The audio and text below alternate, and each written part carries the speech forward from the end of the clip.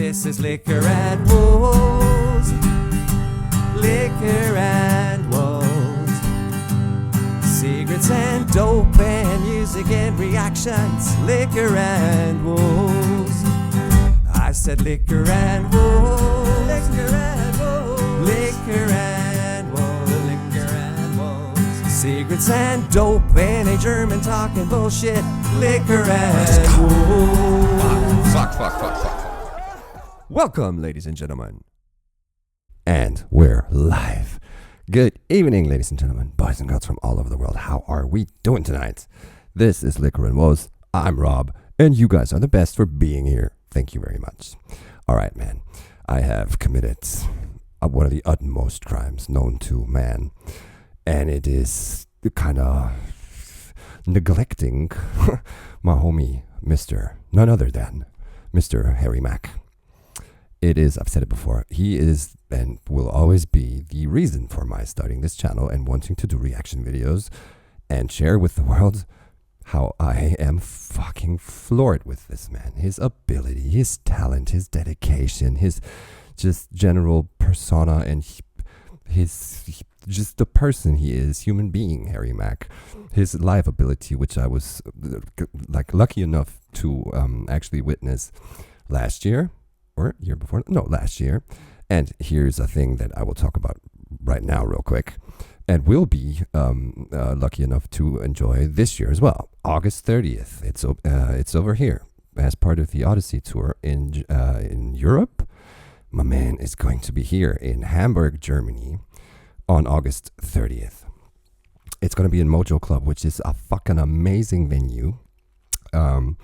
Maybe one sentence on it. It is...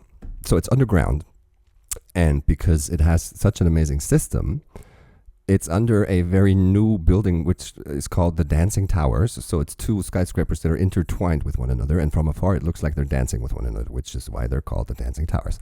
So the Mojo Club, which was in a different place before, like 30 meters away, that got torn down, and they were promised that there will be room for them somewhere in this new building when the project was being planned. All right, so what do? They put them in the basement underneath this.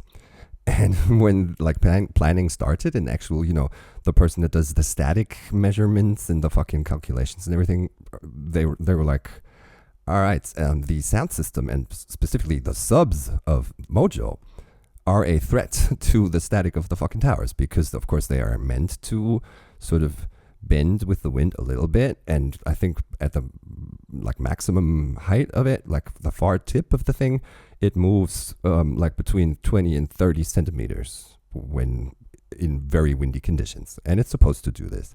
But now add the subwoofer system of Mojo to that, it somehow takes care that it would have swung up to a meter 50. I don't know, I'm not a statistician, is that the word? Static dude, the person that does this. So, and what they did was, I know this because my dad, he's 82 years of age now. You've seen maybe mine and his boys trip that we went on just a couple of weeks ago, 2 weeks ago. Anyway, so he was a leading figure in the city of Hamburg, Germany, in terms of planning and construction of federal buildings that are owned by the city of Hamburg. So he was the CEO of a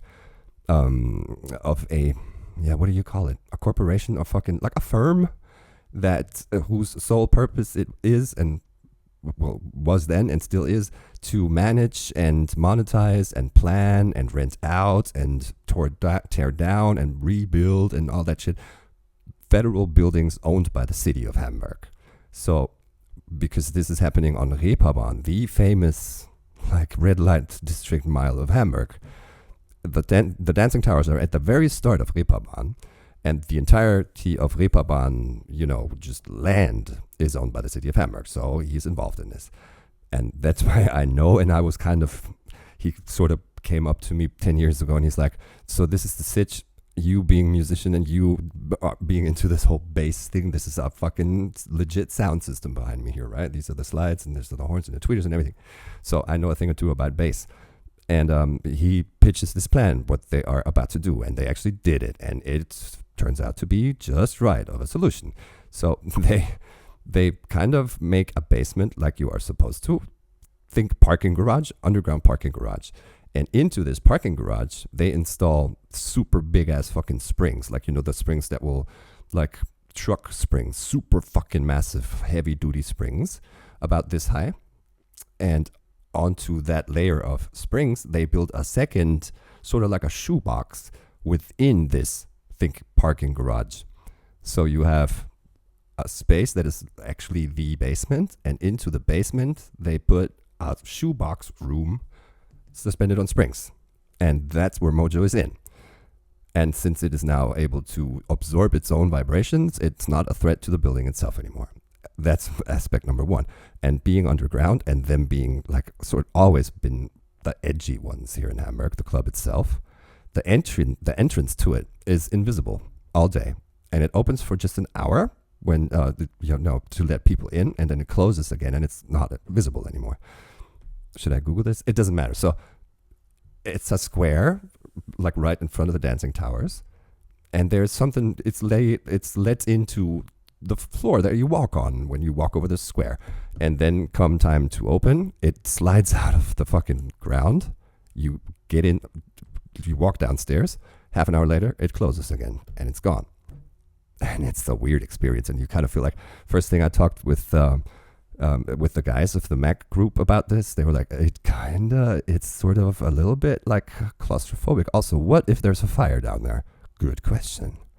I don't have the answer to it, but yeah, so that's Mojo. What am I getting at? I'm getting at the fact that for this show on August 30th here in my hometown of Hamburg City, I have been able to buy 5 tickets.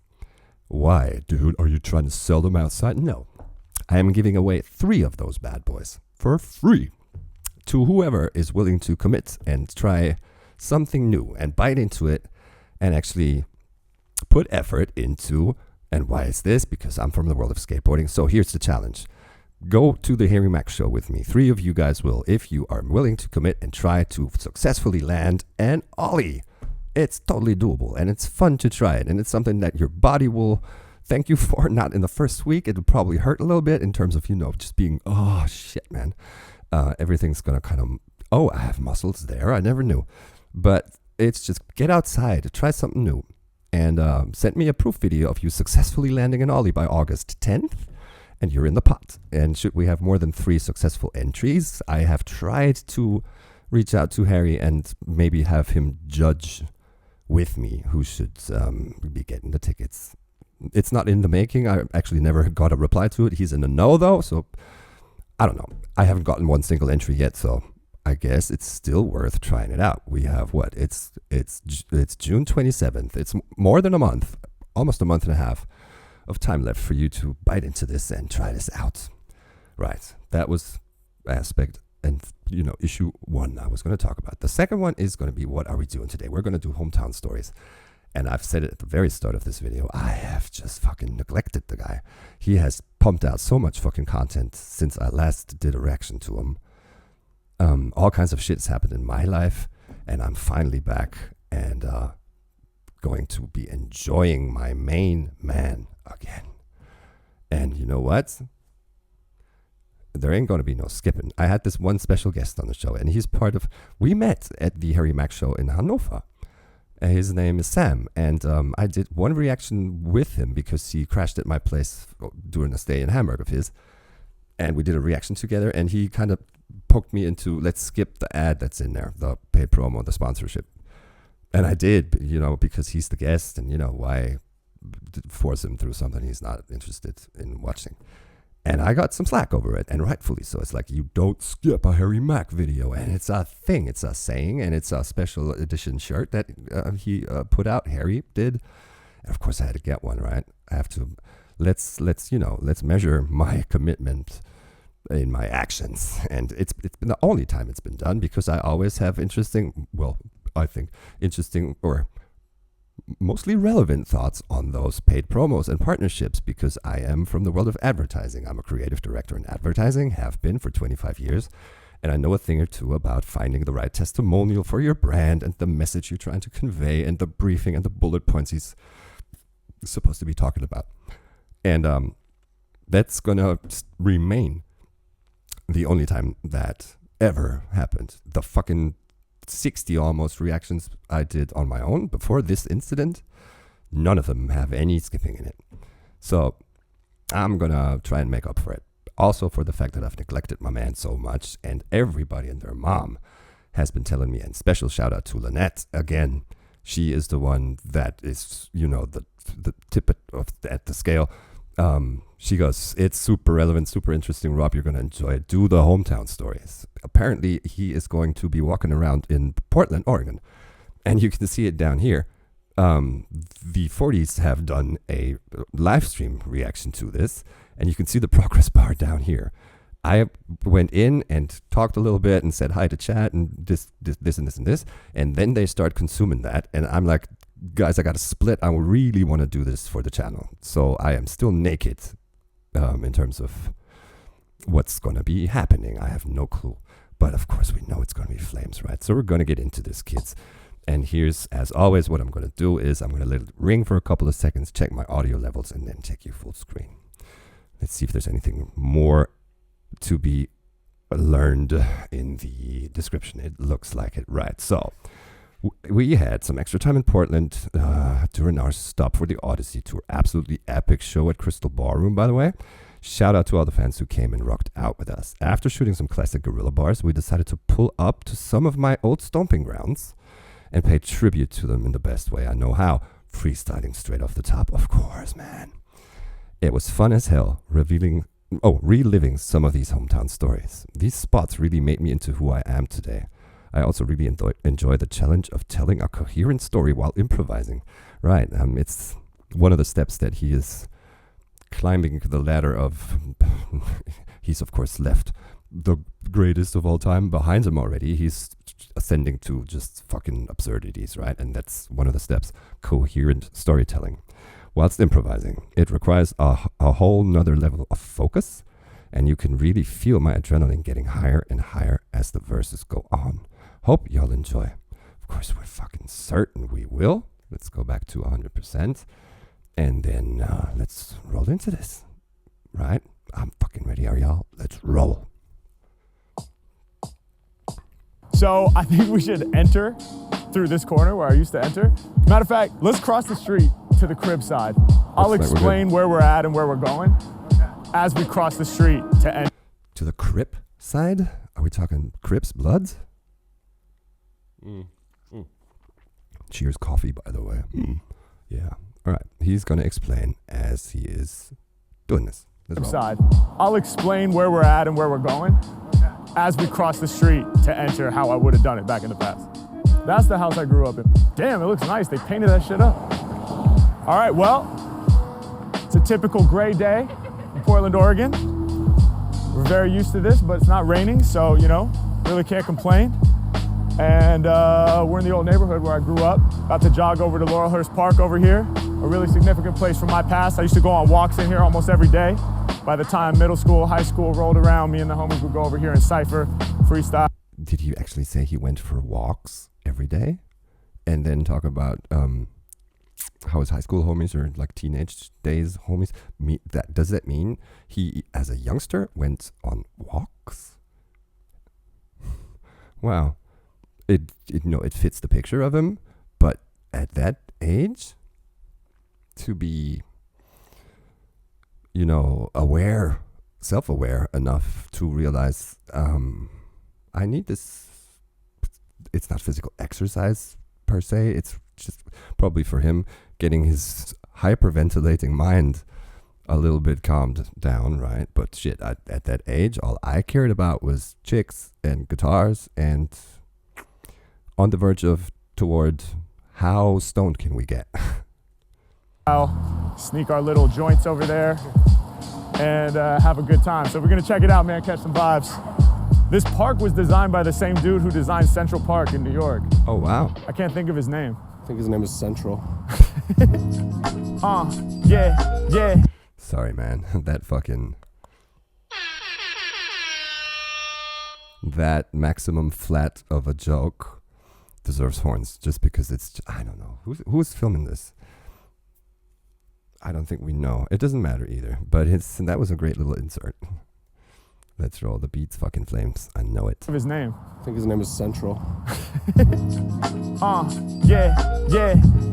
Hey yo, we ready to spark from the heart, throwing darts. I'm displaying my art. I take you back to the roots. We at Laurelhurst Park. Come one, come all. I get down with y'all. Yeah, this is where it started. Had to let it evolve. I'ma take you back to the old stomping grounds before fans around the world wanted the sound. Yeah, me and the homies, we was here getting hyper. Late at night in Laurelhurst Park with the cipher, trying to develop skills that were more on point. We was out here with lighters, striking them joints, getting lifted. I told y'all my freestyle skills are gifted. All through the obstacles, you know that we persisted. It looks like a perfect training place for ciphering, right? It's not your Brooklyn, you know, abandoned little fucking a place with just rubble and just, you know, sort of depressing death and just lifelessness around you that will also inspire content or, you know, trains of thought that are not everything is lush green. There is a smell in the air that is not downtown Brooklyn either. There is no real danger, I'm implying, of, you know, any time or like any minute somebody who with bad intent might come around the corner. It is something where you can really free your mind, basically, right? And focus on the craft that you're working on, as opposed to we're hustling as we're training. I'm not putting that down. Of course, it's made for fucking greats of the game. Also, even the game itself, the Brooklyn backyard I'm talking about here, or New York, or any major big ass city with, you know, the projects and the situation that is early 80s hip hop. And this is of course not early 80s, but still, imagine just grabbing him and taking him from Laurelhurst Park into the fucking, like, in the backyard of 8 Mile somewhere. This is Detroit, of course, but still, it would have made for a different h-mack today, I would think, right? This whole positivity and this whole saying yes to life and embracing everything positive around you and being able to induce that positivity into others does not come from being forced to hustle from a very young age, right? I'm thinking. But fuck, it's flames. Let's roll. I told y'all my freestyle skills are gifted. All through the obstacles, you know that we persisted. I be out here on the word spree, surely lyrically growing tall as the fir trees. Growing something like a beanstalk. Back in the day, was out here on mad walks. Growing like a beanstalk? Oh. Growing something like a beanstalk. Does it mean a beehive? Or beanstalk as in something is wrong with it, but it's still sellable? Beanstalk. He would have called it a beehive if that's what he's done. Because growing like a beanstalk. How does a beanstalk grow? I'm not sure about that one. Let's roll. Lyrically growing tall as the fir trees. Growing something like a beanstalk. Back in the day, was out here on mad walks all the time without even flexing live. I would walk through the park just to get the exercise. Growing like the grass when I'm on the road. Whipping up these lyrics fast, I be in control. Spitting from the soul, lyrics from the spirit. Crank up the decibels and let them all hear it. I'm magic with the tactics, turn the mic into the wand. Right now I'm reminiscing, I'm reflecting on this pond. Yeah, and every time I spit it. Reflecting, of course, like you get a sort of mirror phenomenon when you look onto the surface of a pond, but he's reflecting on stuff that happened. I'm reflecting, reminiscing, taking you back. Right now I'm reminiscing, I'm reflecting on this pond. Yeah, and every time I spit this like I'm throwing a pebble. I cause the ripple and it won't ever settle. They all wishing they could ride the wave. Yeah, hey yo, the price. Of course, like, throw in the fucking pebble, get the ripple, and then he talks about causing a wave. Everything ties together. It's probably going to talk about how he's liquid with it and how his flow is water. And oh shit, man, the man. Won't ever settle, they all wishing they could ride the wave. Yeah, hey yo, the price what they might just pay. If they step in and correcting me, you know these rappers stuck with these quotes that's dope. I float something like a duck. Then again, to call me a duck would be wrong. Thought I was an ugly duckling, I was just a swan. Standing out from the pack, it's the hairiest of max. Y'all know when thought I was an ugly duckling. I was just a swan standing out from the crowd. Flames. And I'm sure he is actually not just saying this to say it and have a nice beat, nice bar, and pay into my thing of I'm the positive rapper. He actually ticks that way. I'm 100% positive he does. Fucking shit. Does he ever get depressed? Wonder what depressed h-mack is. We've heard him speak on how things will fuck with him and how he will conjure up all kinds of, when his mind is in idle mode, kind of, and he has too much time at hand to overthink things, it will fuck with him. But is he ever, does he ever lose self-esteem and just his knowing how good he is? I doubt it. Duckling, I was just a swan, standing out from the pack. It's the hairiest of Max. Y'all know when I'm rhyming, we gon' let this straight smack. And I never spit slow like a ballad. Word to xylophones, I strike like a mallet. h-mack, man, I break it down non-stop. Jump into the pond of rhythm. When I'm on them, listen. h-mack with the stronger vision. Y'all know my heart's bleeding. We steady succeeding through the part. You can hear me breezing. Sorry for disturbing the people that are reading. Yes, of course he's going to be polite enough to acknowledge the fact that there's a dude sitting there reading his newspaper and he is not 100%. You can't be sure that he's like welcoming this crew of hoodlums. No, of course not. They don't look like hoodlums, but they are disturbing his peace. They're walking around with a Bluetooth speaker. He is talking very loudly. There's a guy with a camera, and you can, of course, immediately your mind will set on TikTok kids. Of course, they're grown-up men, but still. It's like, oh, don't they get on everybody's nerves? Yes, they do. And he acknowledges the fact that the dude didn't invite him to disturb his peace there. So Harry says it. He's like, I'm sorry for disturbing you, homie, but I'll be gone in a minute, right? Fuck yes. The part, you can hear me breezing. Sorry for disturbing the people that are reading. And there was a little bit of a I think, fart. And then, sorry, dude, for disturbing. The part, you can hear me breezing. Sorry for disturbing the people that are reading. Once again, we continue. Anywhere I'm at, I turn into my venue. I take y'all back in time to where I was as a little kid before we started touring and doing it big. h-mack really came through. I'm never stuck. Rolling through with my crew, something like a pack of ducks. But real low with the volume, how we better keep it. Cause I think these ducks right here are napping. They sleeping.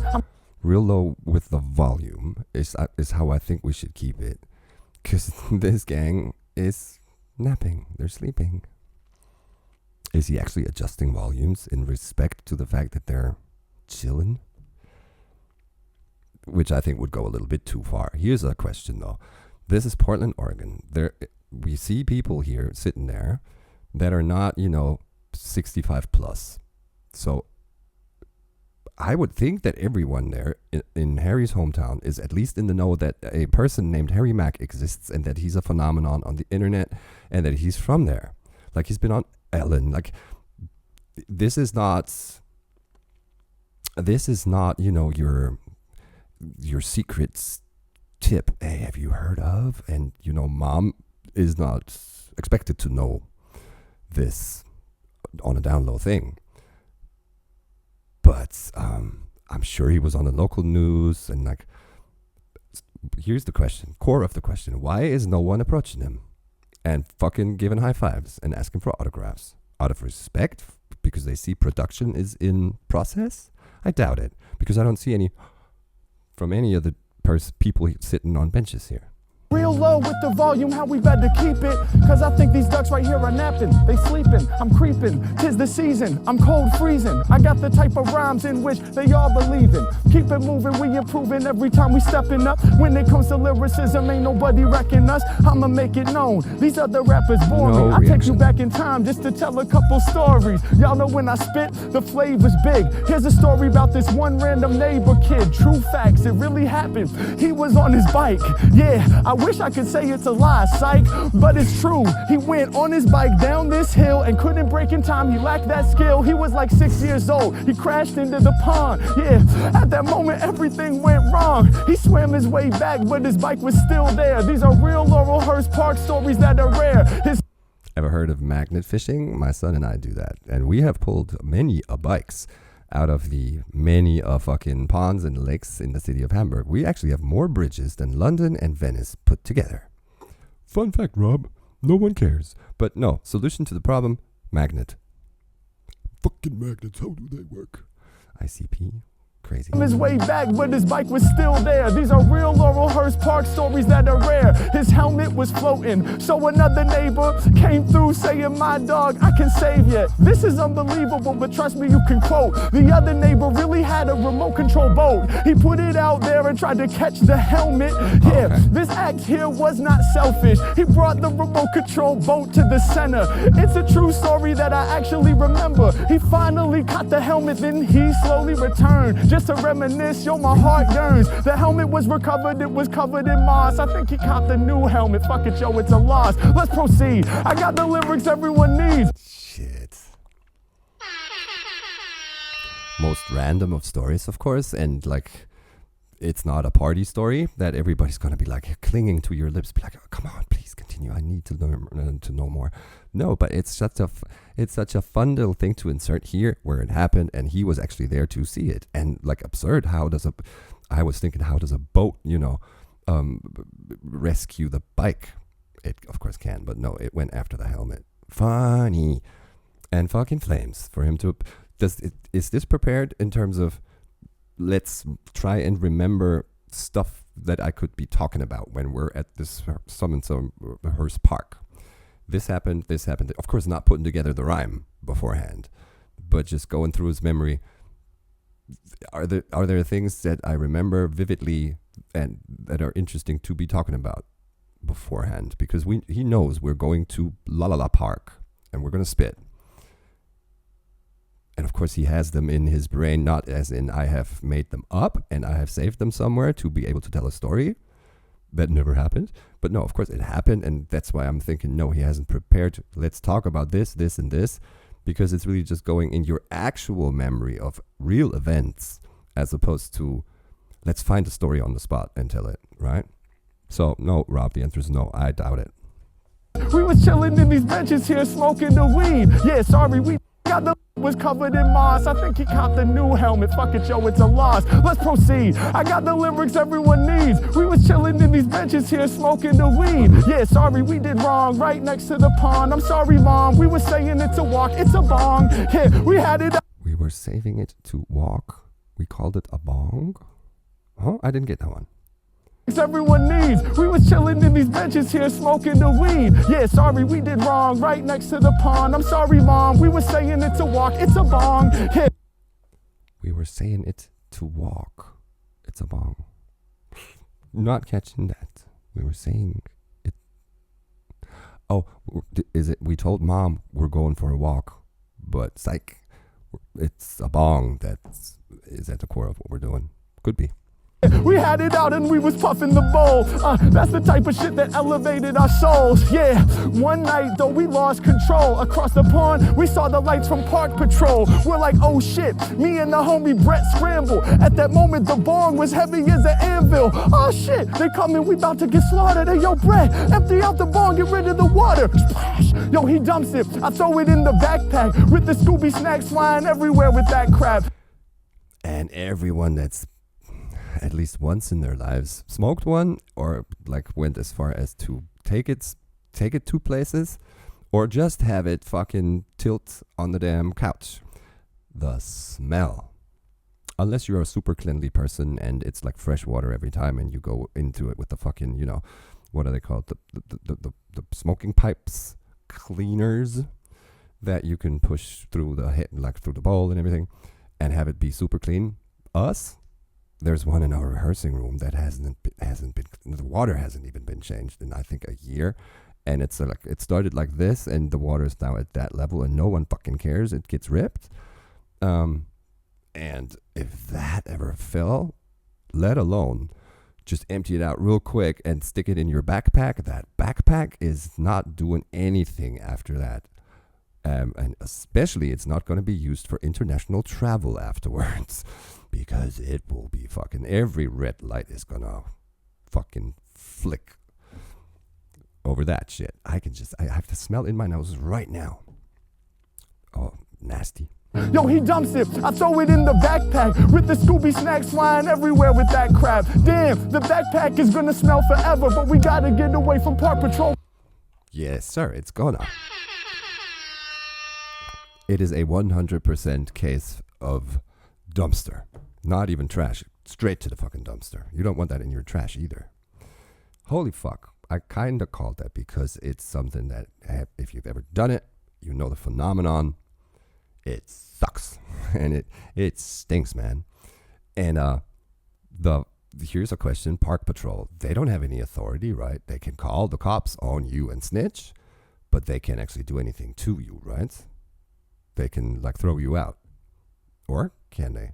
They don't have any actual judicial authority over anyone, right? They can kick you out, yes. Or snitch. But they can't hold you or search you, right? I would very much doubt that they can. They don't have that authority. Whatever's clever, the truck starts speeding around with mad speed. I still got baggies of weed, this the last thing we need. We're terrified, so we start power walking like this. Why? Oh my God, I hope they drive by and straight miss. But on this moment, I have to promise, G, I learned the full power of honesty. See, Brett, he had a big jug. It wasn't full of alcohol, that is something we loved. But in this case, it was full of water for the bong. They thought that it was liquor, but the Park Patrol was wrong. They looked at my man Brett, they said, what are you doing? Now we thought our whole vibe they would ruin. We said, nothing much, we're just on a walk. The officer looked at Brett and he said, stop, what's in the jug? And he thought that he had caught, bruh. So Brett looked in his eye and said, water.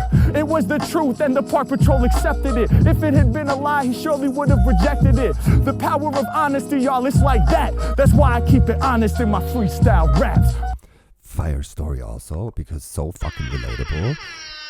But it's now that I've asked the question of the authority over anything, it starts to nag at me. Why? Why do you even let them stop you? Just walk by. Like, what's your authority? You're here to prevent crime and you can tell me not to litter and pick my shit up, but you can't do shit to me, can you?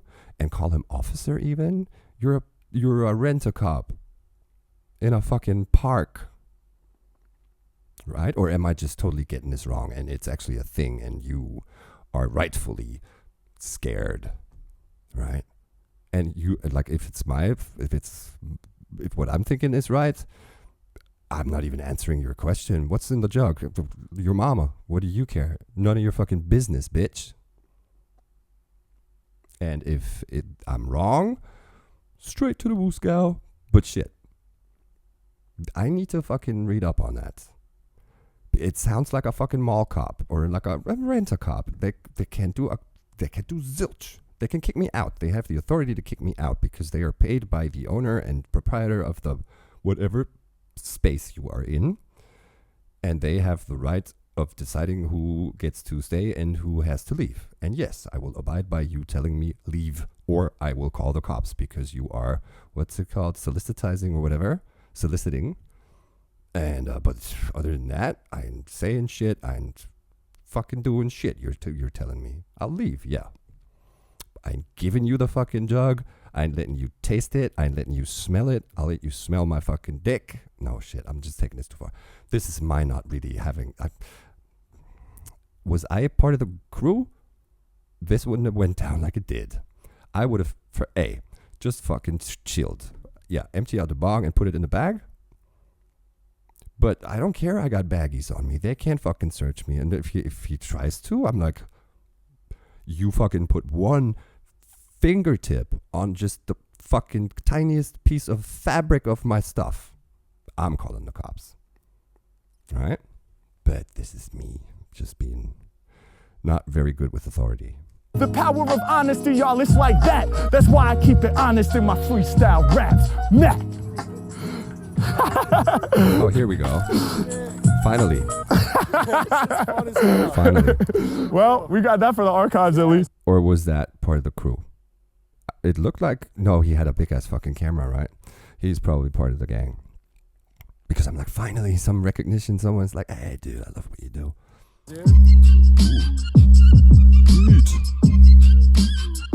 Fuck. I love this already because we're gonna get fucking roots. And this is the record store. And it's way more than just a proprietor of music media. It's a fucking temple. I love it already. I love it already. And because I love it so much, I don't want to miss any of it, but I gotta piss. TMI, Rob, TMI. But I'll be back in 3, 2, 1. And we're back as promised. That's well better. Let's roll. Yeah, before I rap to get low. This beat, of course, right, they use the same source, basically. What I'm getting at is Black Pegasus' freestyle practice sessions, also live on YouTube. Go and sub to the man if you're not.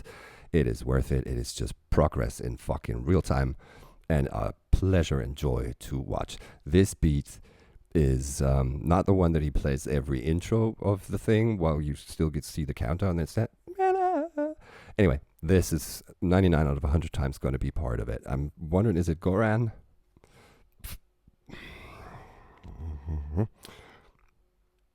Count. Phil Tyler. Is that the one? It doesn't matter, but I fucking love it. It's fucking flames. I was out here doing it big, Let's hear it again.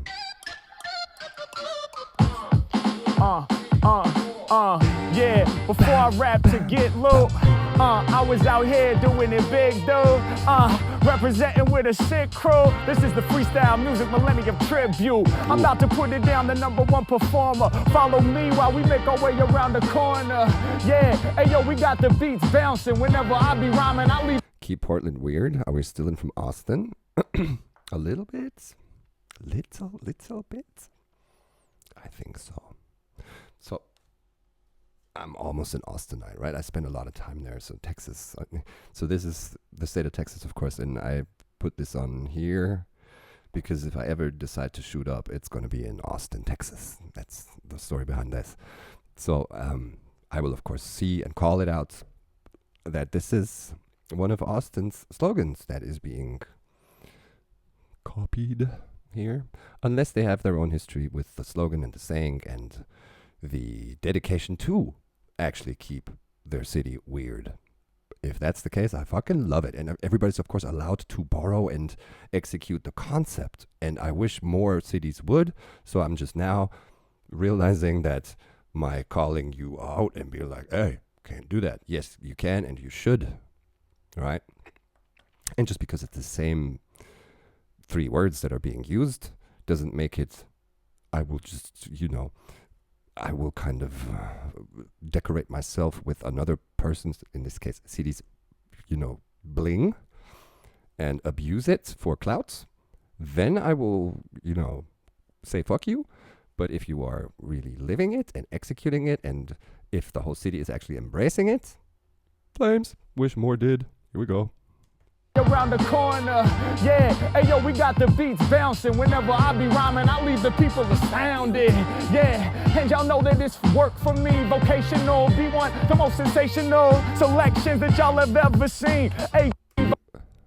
By one of the most sensational selections of new and used recorded music in the world. That's what he was getting at. Be one of the most. I be rhyming, I leave the people astounded, yeah. And y'all know that it's work for me, vocational, B1, the most sensational. B1, it says by one, but shit, it's on the fucking spot, right? Shit, I would have misread 99% of the shit that is being written anywhere. So no. Selections that y'all have ever seen. H-mack, I be living out my clever dreams. I give you more hard to the core, never leave them bored. And when I open up my mind, I start to explore. I swing the Excalibur, I'm sharp with the This is now getting a little bit, kind of, we see a little influence or we are reminded of the format of the Omegle bars, right? Where you see the word supered in, us as the consuming audience. He doesn't. But of course we see, and he points at it, explore, and he's going to talk about it in some crazy kind of fashion. Us as the audience, we know he will, like we do in Omegle, and we're waiting for it and wondering how crazy is he going to put it. This does a little bit what that does, right? As opposed to everything else we've seen where we are surprised by what he says. Here we know it's going to be about the topic of explore because it's there in writing. Nice. Do it easily. My life is a movie printed to DVD, old school. Hey yo, we brought the moving pictures. When it comes to rhymes, I'll be shining like a fixture. The illest they consider. These other rappers bitter. I knock it out the park. I'm the #1 hitter. Hey yo, I'm about to tell y'all a story that's rare. When me and the homie Brady walked up these stairs. This was years ago, probably 2003. We walked up these stairs with our demo CD. So young and innocent, we were on the shit. We knocked on the door and said, can we get a sponsorship? The dude smiled big, thought that it was funny. He said, we can't sponsor artists, we ain't got that money. But he did respect our passion, and yo, we loved it. Especially because we done typed up a budget. $500 for multi-track recorder, so we can make more CDs for our supporters. Couple $100 to cop CDRs. We had the vision, had the dream of being stars. Okay, we got denied, but it taught an important lesson. You gotta try more than once to start manifesting. Facts. Here he is again in... He is in not teacher mode, but in listen. I have done some shit and I have made mistakes and I've learned from them. And here is my take on the 101 of how to try and go about something. But before that, he's describing that they had a sponsorship offer typed up that actually had real and concrete figures on it with including what are we going to do with it. We need $500 for this multi-track recorder. Everybody needs that to start things off with. This is back in the day when you could not just fucking link everything into a computer and do this digitally. A multi-track recorder, we of course had one, and this 8-piece band, of course everybody pitches in a little bit and we could afford to buy one ourselves. But I love how he has already, apparently at a young age, I don't know how old he and what's his name, Brady, were when this happened, but he must have been aware enough and semi-professional with it enough to understand if we just walk in there with nothing, physical in hand that you can actually discuss and talk about, and this is our concept, this is our grander idea, and this is the vision, and for it to happen, we need this, and this is the cost of it. And probably what we offer in return is all these in-store concerts, probably shout-outs in the booklet of CDs we're planning to make, and, exclusive merch rights for half a year, whatever. I'm sure he has thought that aspect, what are we bringing to the table, through as well.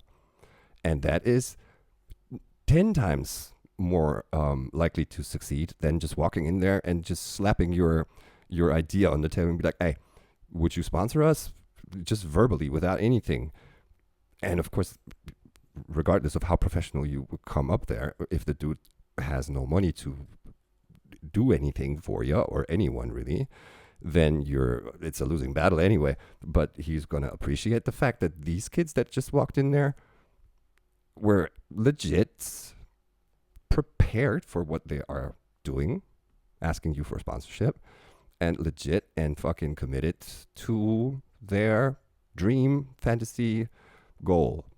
And I tip my hat to that. And now he's going to let us in on what's my takeout from it and what should you take out of it, as in, if you are thinking about doing something similar, here's my experience. We got denied, but they taught an important lesson. You gotta try more than once to start manifesting. Yeah, one failure, but we learned from it. Hey yo, it made the passion burn deeper in our stomachs. Shout out to the man who smiled and said no, cause he could have been rude about it. Did he do that? No. He respected the flow, he respected the grind, he respected the passion and knew in time we would shine. He respected the moves we was making. I'm pretty sure he respected the energies that we were creating. Yeah. Shouts to Brady B, he lived a few blocks that way. We would walk through the neighborhood neighborhood let our raps lay. Even past late hours when the neighbors would complain, we were still spitting flavors off the brain. Real stories from my past, I'ma stay sending them. Copped a lot of classics here at Music Millennium. Yeah, and y'all know to us, Gift the Gab was an amazing pharaoh. This is where I first caught blazing arrow. Shouts out to Chief Excel, R.I.P. to Gift the Gab. Hey yo, we used to listen to that with pen and pad in hand and try to comprehend them lyrics. Yeah, that With a pen and a pad, as in write them out and learn them by heart? No, he is saying decipher the formats and understand the effort, the intelligence, and how things are being thought up to get to the end result you're hearing on record. Gifted Gab, rest in peace, of course. And I thought he was going to talk more about those classics that he copped there.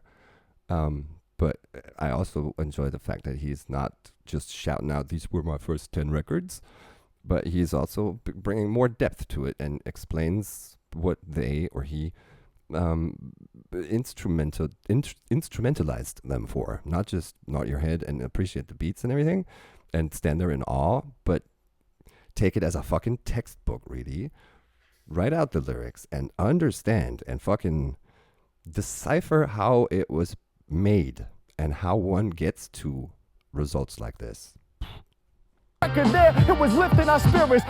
Shouts out to Chief Excel, R.I.P. to Gift the Gab. Hey yo, we used to listen to that with pen and pad in hand and try to comprehend them lyrics. Yeah, that record there, it was lifting our spirits. Y'all know I come through with all the truest raps, they ain't new to that. This is where I first ever heard of Super Nat. Yeah. Hip-hop section, top 5 picks from the week. It was all up at the top and it wasn't cheap. $12 at the time, 2 weeks of allowance. But I knew I had to cop it, so I would allow it. So $6 per week allowance. What age does that put him in? It's guessing. But probably not 15 plus, right? That's when I think you would have more of an allowance income. If this is like 12, 13, then shh. Brought that disc home. Once again I find an artist that is new to me that blew my mind. Word to Supernatural. Hey yo, the freestyle father, the one who taught the setup, punchline, and how to slaughter. Now we trying to carry on that baton. I was playing classic CDs, I would rap along. Beyond Black Delicious, we was copping the roots in Jurassic 5 with flavors that we couldn't compute. Aesop Rock, LP, can't forget Mr. Lip, whole definitive jug. Yo, we had to get with this every other week. $10 in my pocket, maybe 15. I would spend the whole profit on a CD, cause I knew I had to cop it. Doing research for the future, had to spend it. It's just logic. What? Oh yeah. And the fact that the beat ends on him goes to show that he is lost in himself painting this picture for us, right? This doesn't happen much where you realize and you observe he was just surprised by it ending.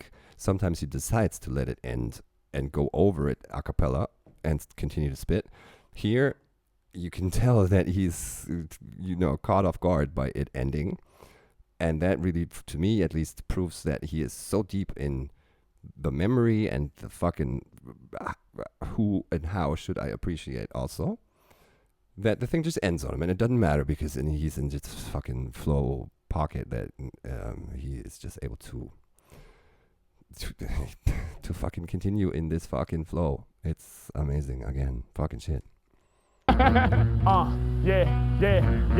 come on, yeah, Live venue? Yeah, check it out, come on. Off the top of the dome, I'ma drop this heater. When it come to rhyming, I'm the #1 feature. The frequency tweaker, gon' rattle your speakers. I'm taking y'all back to the Hawthorne Theater, established in 2005. Even back then, 2005.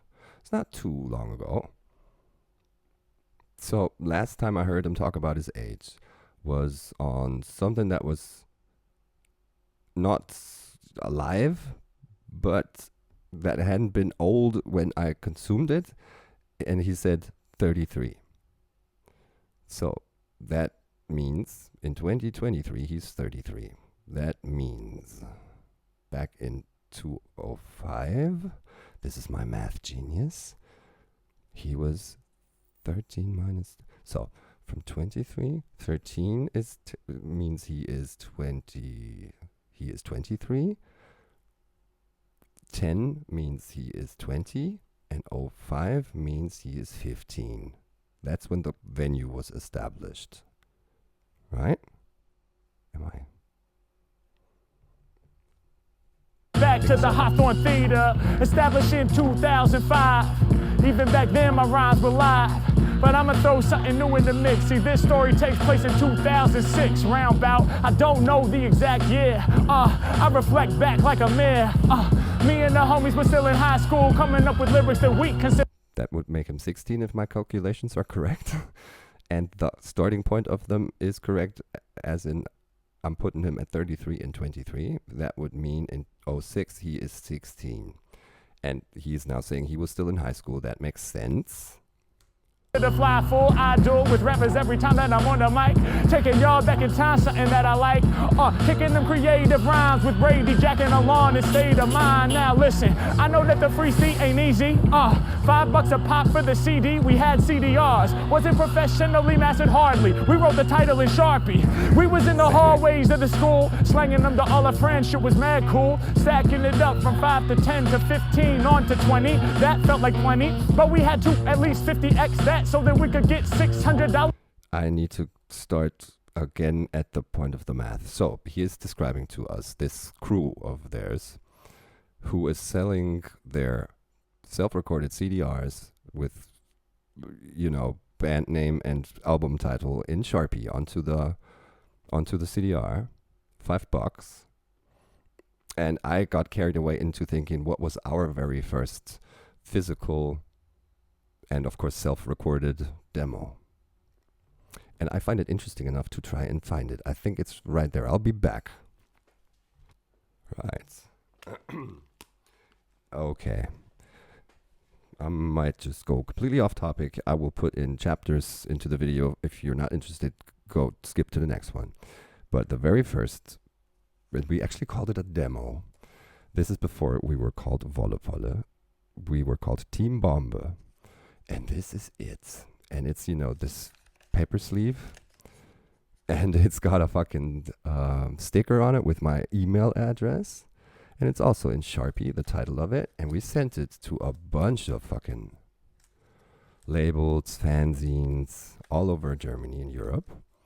And look, left-hand down corner is your man Rob at the age of 17, I think. And that is the first one we called a demo and actually sent out. And this is the very first one we ever made. And this is before 2000. This is in 98. And it was a thing that we thought it was brilliant that there's pink jewel cases. It, of course, takes care that you cannot read a goddamn thing in this photocopied booklet that we made. And then we were called Wollsiegel. And look, the great idea we had was, let's take pics of us in fucking underwear. And yeah, we were 15 then. And the brilliant title we thought we had made for it is, I would buy a different CD if I was you. And it sold for 5 marks, Deutsch marks. Yeah, and the most recent one that's about 3 years old is this. Sort of professional with it a little bit. And it's actually, yeah, we had it made at the fucking actual CD manufacturer, fucking factory. And it's Creative Commons, and you can't really see much of who is who here, but it's in the pisser of one of our favorite venues to play live in. Right. Now let's get back to the math he's showing us here.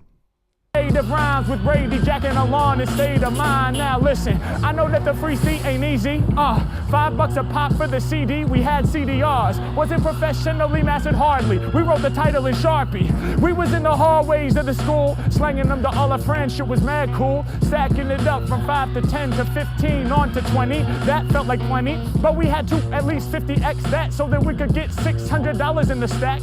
That way, guess what we could put up on the menu? It only cost $600 to rent this venue. Can y'all believe it? Okay, got it. I got it. We have to sell X amount of CDs to generate $600. If they go for 5 a piece, That means you have to sell 300, right? 300 times 5? No, times 2 is 600. So, fuck, this is my math genius. So, 2 of them sold is a tenner. Times 60 means 120 CDs need to get sold to generate $600. 5 times 120. Yes, I am actually right. But yeah, it costs $600 to rent the venue, Hawthorne Theater, I think. And that's where they probably played their first self-organized fucking DIY gig. Guess what we could put up on the menu? It only cost $600 to rent this venue. Can y'all believe it? Nowadays, I'm sure it's much more. Yeah, we had 600, it felt plush, boy. So we had it in an envelope. We said, let's rent the Hawthorne Theater, man, that shit would be dope. We called them on the phone. We said, is it true? Is it 600 just to rent the whole venue? They said, yeah, go ahead and send your crew. But this is probably excluding bar staff and lighting dude and fucking house mixer. Just raw. You have the venue, but you don't have any personnel operating for you. Through. They didn't know that we kept it too true. On the day of the show, we sold up to rent it. We didn't change it for big bills. We wasn't that inventive. We showed up with an envelope full of 5s and 1s. We thought we was the livest, son. We handed that big stack to the man. He was pissed off. He didn't understand. Looking back, yeah, I guess it was silly. He said 605s and 1s. Who cares? Really? You want me to sit here and count all of these? He looked at us like we were faulty, G. He was like, y'all are not my top pick. He was growling at us and acting like a asshole. Call it out, asshole. Why do you fucking care? Who cares? Pretend like you are in the fucking big league and only get checks by the fucking Sonys and MGMs of the world, right? Fuck you. dick. We were like, homie, we sell the CDs to earn this. Now we came here just to burn this and turn this into a Say that shit with pride, dude. real opportunity to rip clean. And honestly, we're 16. What the fuck do you... I have made the right fucking calculations. Behold the math genius that is I, Rob. I'm actually proud of that shit. into a real opportunity to rip clean. And honestly, we're 16. What the fuck do you want from us? I'ma keep it true, all up on some honest stuff. But us giving him the ones that Fozzie wasn't loving. So we looked in our direction and started judging. Like, y'all are bugging, I guess this is what you do. I guess you gotta take the first step, that's true. You rent the venue, you won't sell a lot of tickets, let's be honest. Nobody wants to come out here and kick it. You're gonna lose your money and get played out for some dummies, but I guess you gotta try it. Mad sarcastic. First of all, how Harry puts this in a flow that is just, it's nagging to listen to this shit, right? And the fucking content of what he's saying, the asshole dude that I'm already calling an asshole before having said this or heard this, how fucking demotivational can you be as the gatekeeper for new music in your fucking town?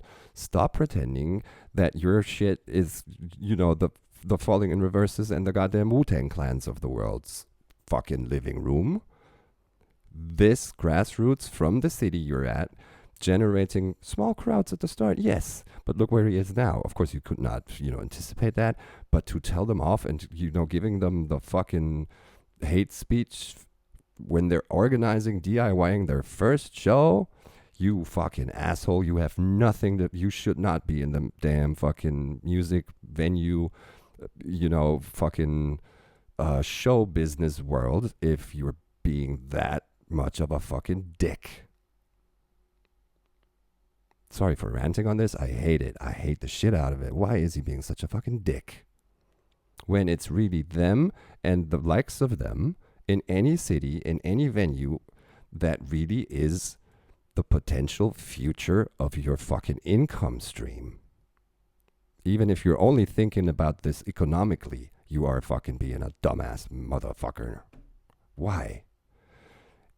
And that's only the economic aspect, the fucking passion for the fucking craft. It appears to me like he's in it for the fucking money and not for the, being a owner or a fucking manager of a live venue in the fucking middle league.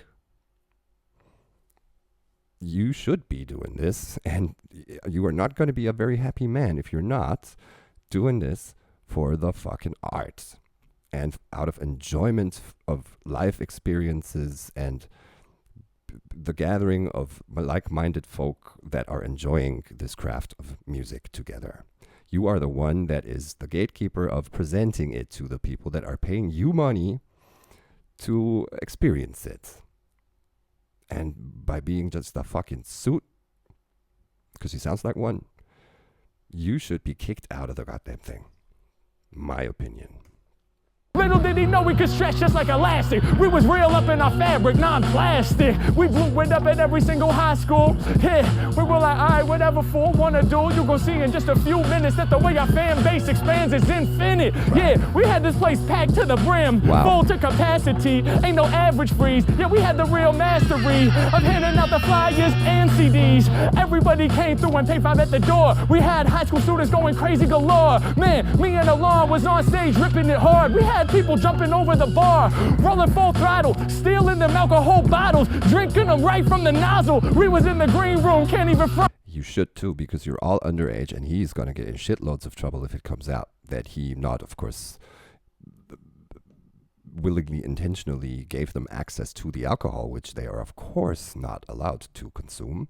But that doesn't matter. If he did not take care and take the precaution that what Harry is describing, drinking from the nozzle, stealing the bottles, happens, you are in some deep shit, my friend. And I wish it upon him that he, after this gets released and is released now, is in hindsight going to get charged for it by some woke parents.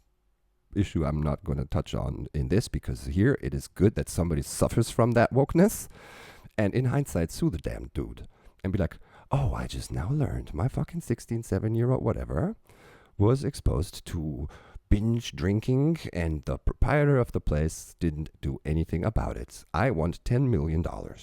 Please. And y'all in the States, this isn't against the guys and like everybody that's here watching this video, but you have a weird fucked up system of how easy it is to sue someone. In this case though, I wish him fucking financial ruin and dance on his grave once it happens. Shit.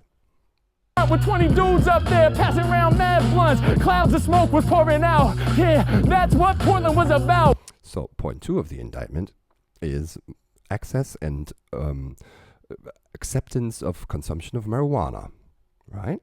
When we hit the stage, they threw their hands up and they started to shout. We was earning all that high school clout. The dude had no motherfucking idea, but we knew it would be hype. We could see it quite clear. I guess that's the difference between people who can visualize, who don't know how to exercise the skills of manifestation to that level. We had to go against the grain and prove we were some rebels. By the end of the night, he knew that he had stumbled. He judged us in the beginning, but now he's acting humble. Dog, you can't let people knock you down. You got. And he's probably at the end of the damn thing like, you gotta come back, man. You're like, I'm gonna fucking fuck the damn $600 rent.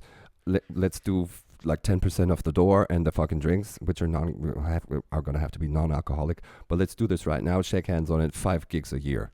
Bam. And Harry should have replied to that if it ever happened. You know what? Fuck you. To believe in yourself and believe in your sound. It's profound. We was doing the impossible at Hawthorne Theater, hopping over every obstacle. What? Beverly Cleary at Fernwood. When I was here, it was just Fernwood. Because now it's K through 8, I think. But for me, it was middle school. It was just 6, 7, 8. This is where we would go in. I gotta just peer through the window, dude. Whoa. And then there's stairs over there, I think. Weird. Yeah. Spitting fire, man, these microphones I burn good. Taking y'all back to my middle school, Fernwood. Hey, yo, we back here maxing, reminiscing on when I first started rapping. Before I ever visualized I could get paid. I'm talking ciphers out here in 6th grade. Can you imagine me spitting it cold, doing my first freestyles at 11 years old? Dreams of being a real showstopper. That one bully even pushed me into my locker. Then D'Angelo Bailey style, right? Holy crap. 11 years old, man. And look at fucking what can happen and how far you can get with dedication to your craft. He's 33 now. I'm still thinking it would make sense. And that makes it so let's 11, 22, 33. So that first third of his lifespan, it wasn't, of course, yes, drumming was already, and that's when rap came into place. So that means 2/3 of his fucking life he has dedicated to this fucking shit. And that's why he's at where he's at. Like, putting myself in that equation, I'm 44. I picked up the guitar at 14. And I've spoken on this before. Why? Because my grandpa, who was in World War II, he was a prisoner of war. And long story short, because he pretended to be able to play the guitar when the English officers walked through the detainees, the prisoners, and were looking to put together a band to play for them every night in the officers' casino. My grandfather's best friend sits next to him, and he can play he played the drums, and he jolts my grandpa and says, "Raise your hand." He raises his hand, not able to play any fucking instrument. And his best friend in one night teaches him 4 chords. And he was able to perform with a band on stage, never played the guitar before, plays the guitar, and was over that being treated exquisitely. And he sat me down at the age of 10 and 12, and tells me, "Look, Rob, war is hell. And I need you to promise me, and I need you to actually do it. I need you to learn an instrument." And it came together with the fact that this was my time when I started getting into actually music and listening to music and have that be my thing in spare time through Guns N' Roses. I was like, yes, I want to be Slash one day. And that's how my story of guitar playing started, and it's still with me. It's sitting there. I'm still in a band. It's the greatest thing that ever happened to me, and it made my grandpa so fucking happy, because he says, "This is why I need you to learn an instrument, because if we ever, God forbid, have to endure another war, and you are at the age where you are going to have to actively take part in it, you need to be able to play an instrument. Promise me this." Because he has seen the mistreatment. Not saying the English mistreated the prisoners, no. But he, of course, was in a privileged position over the fact that, of course, a little bit faking it, but he was able to handle an instrument and entertain his guards, basically, and the officers that ran the camp. And that's why he needed me to be able to, because he thought if we ever get another war, and I'm in it, and I get in the situation he's in, it could be a lifesaver to be able to play an instrument. And, of course, this has nothing to do with Harry, but I'm saying he picked it up at 11 and stayed committed up until today. I picked my instrument up at 12 and stayed committed, not to the extent that he does. I don't sit here and practice my guitar for 8 hours a day, but it's not my main source of income either. It is my outlet for, like, just fucking letting go of shit and just fucking play. It will just cleanse me of everything bad in my life. And it's not a profession. Luckily, I don't want to be a professional musician. We're a touring band, and it's fun, and it is to an extent where we are known, and when we play, the shows sell, but it's not, we're not dependent on it. And here, I just enjoy the fact that we can just observe and fucking, there's living proof of stay committed, and fucking, you can go anywhere, really. And he's proof of it. I love it. Me spitting it cold, doing my first freestyles at 11 years old. Dreams of being a real showstopper. That one bully even pushed me into my locker. Damn, that shit fucked up my day, but I was too scared. I had nothing to say. Damn, yo, while we on it, fuck the bullies. Fuck anybody out there trying to control me. Little did they know I've become hairy and woolly, and the one that gets props on stage for setting the soul free. Yeah, coming through with true fresh freeze. Now it's a CVS, used to be a QFC. That's a quality food center. I paint it and I draw it like a doodle. I'd go there to cop my cup of noodles for $1, other $2 in my pocket. I got $3 every day, so now I'm stacking profit. Yeah, peace to all the fan support. Really? His mom gave him $3 a day for, I don't know, get your nutrition somehow, and he decides to just spend $1 on a cup noodle and just put away $2 every day. Smart move, man. Me and Brady was out here selling all our recordings, our little CDRs with the Sharpie for the title. When I was still doing violin recitals, yo, that music, it was pumping through my veins. I'm out here reminiscing, feel it in my brain, that nostalgia. Let me paint the picture from the mind of a simpler time when every day was divine. Yeah, y'all know the bullies, they was talking shit. One of them even stole my science project rocket ship. But it didn't matter, what could I do? I had to keep it too true, rolling through with my crew. Yeah. We wasn't on no sing-song shit. We was running around rapping, doing ding-dong ditch. Sneaking out of Daniel's crib at night. Little 12-year-olds just living life. Hey yo, I grip the mic so I can bust this while I reminisce on my 7th grade crushes. Without her, it's like my world ends. But I wouldn't talk to her once she was my girlfriend. I can relate. I was a very early starter in this game of first girlfriends, first kiss, who got to first base, second base, third base, first. I was actively taking part in that. I never had, let's say, problems with finding and luring a lady or two to be with me and spend time with me. But once it started once there was talk of, is this a relationship or not? Of course, being like 13, 14, you have no horizon of what is a relationship supposed to be. But what it meant in those days was you are not free for that, and that one. You are committing to, this is my girlfriend. And if I'm not the biggest asshole of all time and want to be known as that and, you know, have like a fucking... have just everybody know the dude is unfaithful, even at that age, that would have sucked. So I was always very timid with, you know, committing to say, yes, girlfriend. And he says I couldn't talk at all once they were together. I can relate. It's like my world ends, but I wouldn't talk to her once she was my girlfriend. Hey yo, I couldn't seem to bring it together. Raw rhymes, I'ma fling them forever. Brief intermission and interruption. I rip the song in top form. The fans in Portland, they be honking their horns. Shit is crazy, shit is wild. Finally. I'm nice with the style. I'm that kid giving the middle school profile. They go wild soon as they hear it. You better know that. So stacked with the lyricism, keep the flow fat. You know they fucking with us. That's why the Portland fans stay pulling up in they trucks. Respect. Thank you for just being real, and it's the realest thing. Everybody that is somehow in the know about Harry would stop and fucking pull the backflip in support and in appreciation of what Harry is and does.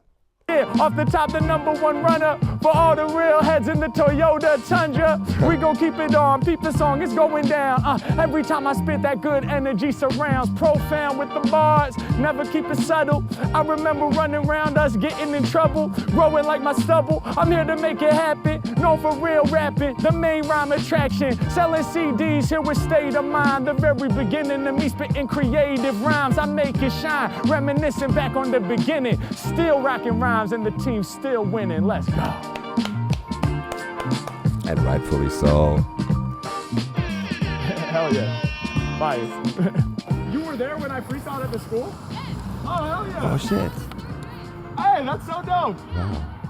Awesome. Nice to see you guys. Have a good one. That's wild. That is so wild. Boom! Really hope y'all enjoyed the video. Wanted to let you all know we got vinyls, we got CDs. That's right, y'all. The official Rap Coltrane Soliloquies double EP released in physical form. This is my first time doing physicals in my whole career. You have 30 days to make those purchases before it disappears forever. So, y'all know what to do. Click up here, man. Let's go! I actually did get that. There also was a email in his mailing list that announced the fact there's only 30 days left to order. Oh shit, man. Fuck. Let's talk about this real quick. Round off. It is something totally different from the formats and the things we've seen him do. I've seen him do his shit live. I've seen, like all of you, consume digital content of his, which for me divides into the following. There's Omegle and Gorilla, which is a known thing and a fucking staple, and is probably the entry point for 99% of us. Then we get things that are more intimate and really a little bit more for the nerds of the whole Wordplay Wednesdays and the things he does on the Discord and everything. Then there was somewhat sidesteps of he is guest on somebody else's content, podcasts, Ellen Show, the fucking things that are televised, and now this, which to me is why is it great and why is it there's a little bit of a hump to start to get into this and appreciate what he's doing here, because he is giving us this, it's called Hometown Stories. It's a format that is not so much focused on Harry Mack, the freestyle rapper, who is able to deliver these killer fucking bars and flows and take it to absurd levels of skill, being given 3 words or talking about what somebody is wearing or being asked by a show host to do this, this, or this. This is Harry completely freed of those shackles of XY wants you to do XY. So find a clever way to do it, which is always amazing to watch how he executes that. Here, it's no one telling him, let's talk about this. And no one's pitched in, name your Mount Rushmore. This is him just being able to totally let loose and not focus so much on how to put it, but just focus on, let me tell y'all about this. And that's what makes it different to me, at least. I love it. I love seeing this storytelling side of his, and, telling coherent stories was, like we read in the description, a goal of his, and, a focus point of, let's kind of treat this as training also and practice. And on point, 100 out of 100. Beats didn't play this much of a big role like they do in, we are watching a freestyle rapper do his freestyle rap shit with the challenge being this, this, or this. This is, we are watching the artist Harry Mack talk to us in the only way he really knows how to, freestyle rhyming, but not so much core focus on any of the things I have mentioned. And that makes it special, and I super appreciate it. Yeah. I'm glad I'm getting back onto him, man. I fucking neglected him, and I've been doing him wrong. I promise, and I vow to not let this happen again for such a fucking long period of time. And yeah, you guys, you have stuck with me for, I don't know, I can't see the fucking timer on any of these cameras, for a while, I'm thinking. And as always, let's get interactive. I love you guys' input, your thoughts, your fucking differing opinions on things. And just let's keep it as cool as it's always been. I appreciate you very much, and I'd love to see you on the next one. And if you want to do me a favor, leave a like, leave a sub, leave a comment, and let's get back together on the next one. Bye-bye.